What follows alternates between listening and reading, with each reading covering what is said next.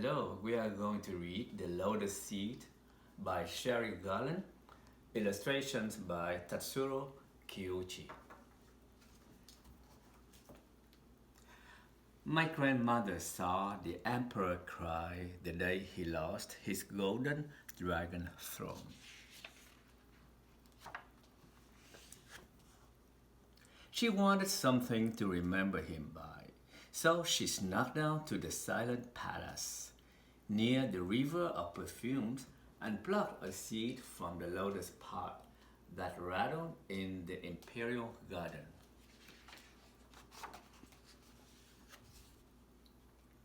She hid the seed in a special place under the family altar, wrapped in a piece of silk from the áo dài she wore that day. Áo dài is the long traditional dress worn by many Vietnamese people. Whenever she felt sad or lonely, she took out the seed and thought of the brave young emperor.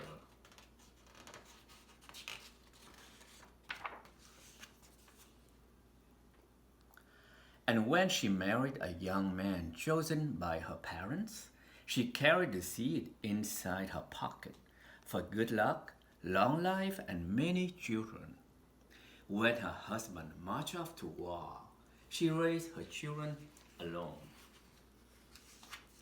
One day, bombs fell all around and soldiers clamored door to door. She took the time to grab the seed, but left her mother of pearl hair combs lying on the floor. One terrible day, her family scrambled into a crowded boat and set out on a stormy sea. Ba, Ba is Vietnamese for grandmother.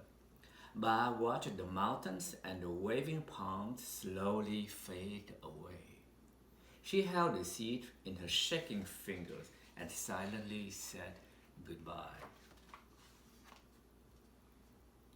She arrived in a strange new land with blinking lights and speeding cars and towering buildings that scraped the sky and a language she did not understand. She worked many years, day and night, and so did her children and her sisters and her cousins too, living together in one big house. Last summer, my little brother found the special seed and asked questions again and again. He had never seen a lotus bloom or an emperor on a golden dragon throne. So one night, he stole the seed from beneath the family altar and planted it in the pool of mud somewhere near Ba's onion patch. Ba cried and cried when she found out the seed was gone. She didn't eat, she didn't sleep, and my silly brother forgot what spot of earth held the seed.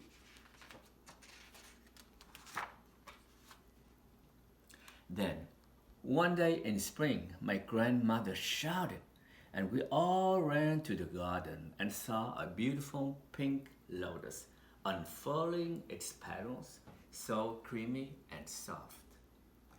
It is the flower of life and hope, and my grandmother said. No matter how ugly the mud, or how long the seed lies dormant, the bloom will be beautiful. It is the flower of my country. When the lotus blossom faded and turned into a pot, Ba gave each of her grandchildren a seed to remember her by, and she kept one for herself to remember the emperor by.